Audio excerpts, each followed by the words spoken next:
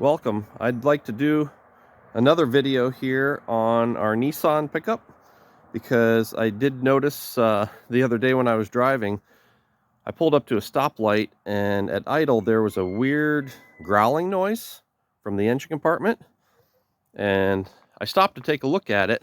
I couldn't quite figure out what it was to begin with, but it sounded like it was with one of the pulleys because the sound went up and down with the RPM in the engine. So on this vehicle, we've got a few things here. We've got a water pump down there. This is our power steering pump. We have just an idler pulley right here. And then down in there is our alternator. And pretty much that's all the belt system on this specific truck. So what I did is, with it running, I came over here to check the reservoir for the power steering pump and checked that to make sure that it had plenty in it and was circulating, and that was fine. And the water pump seemed to be all right. This has actually been replaced here recently. You can kind of see it looks a little newer. So I don't think that was the problem. So that narrows it down to either the alternator or this little idler pulley. So what I'm going to do is I'm going to fire it up, and hopefully you can hear the issue. And I'm actually hoping to try to give you guys an idea of how I figure out what's going wrong with this. So let me start it up here for a second. We'll go from there.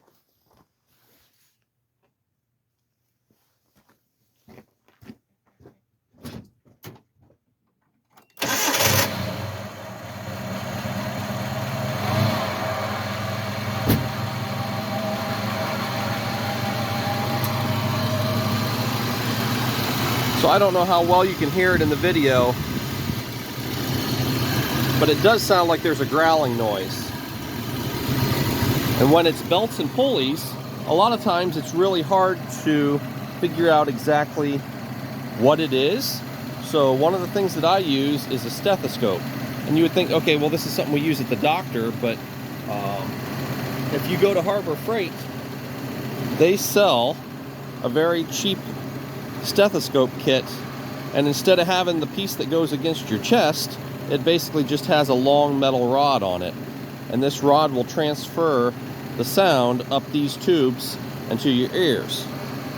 So what I'm going to do is I'm going to put this on, and I'm going to take this probe and put it against not the moving part, but the back of the alternator and the back of that pulley to see if I can hear what's going on. So I'm going to come down in here. I'm going to stay away from the fan, but I'm going to try to put that probe down against the alternator. And then I'm going to do the same over here on the back of this pulley. Right there. And I don't know if I can get it to where you can hear it on the video or not. I'm going to try.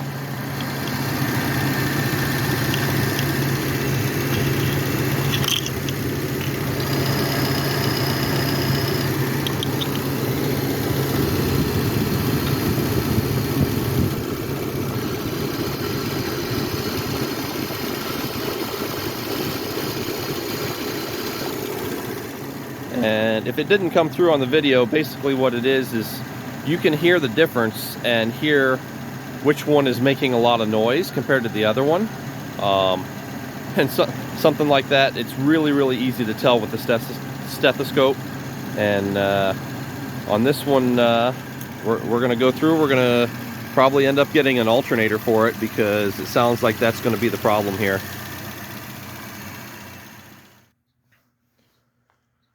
All right, so we're going to replace the alternator, and I just stopped at the parts store and picked up a new remanufactured alternator. So the first thing to get started with this that we always want to do is unhook your battery cables. Anytime you're working with power stuff or anything like that, you want to unhook your battery terminals. Make sure that these are detached so you don't have power going to the piece that you're working on, because that could be really, really bad. So now I need to get down in there. My alternator is down in there, and the wiring for it is, it's a little hard to see with the camera. It's going to be down in there. I don't know if it's going to focus on it or not. Yeah, all the way down back in here. And so I'm going to confirm that the plug that's on the new one matches the plug that I have down there on the old one.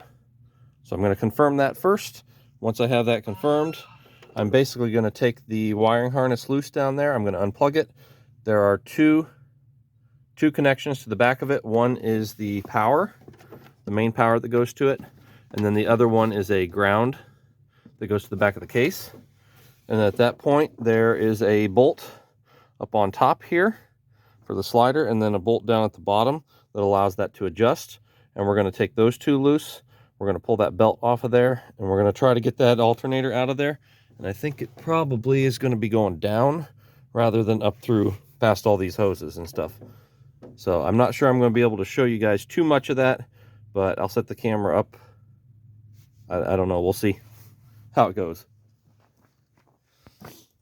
Okay, I got the alternator out of there, and first thing I notice here is on the back of it, I don't know if you can hear it or not. I'm going to spin it. It's making a lot of noise. And there's some play in it there. I'm assuming that the bearings in that are probably bad. This truck has 230 plus thousand miles on it. I don't know if this has ever been changed out. It still says Hitachi on the back of it. I bet you this is probably an original alternator to this truck. So I ended up not being able to drop it down. I had to go out through the wheel well, but it did come out fairly easily. It was just two bolts down here and one at the top, the adjuster. So I'm going to double check the other one, make sure all the bolt holes look good and line up and everything, and I'm going to go ahead and put that back in.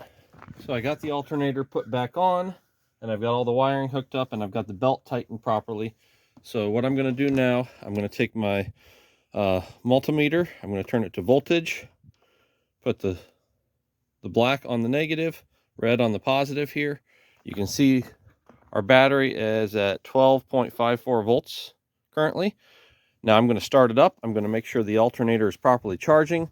I'm going to make sure that there's nothing wrong with the system, make sure that the belts are working right, and hopefully that sound is gone. So I'm going to fire it up here and let you guys watch.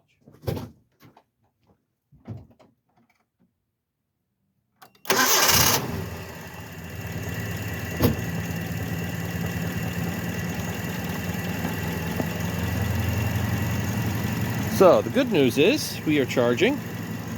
Looking at the belts down there, it looks like the belts are running nice and true. We don't have any issues there. So we'll give it a little throttle.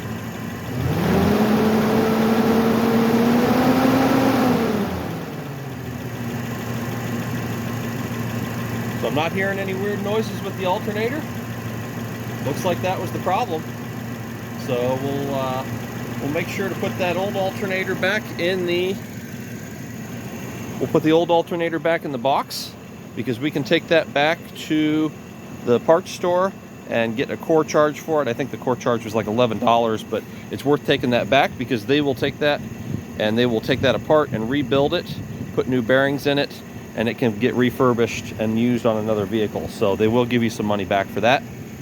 So that's it for the Nissan.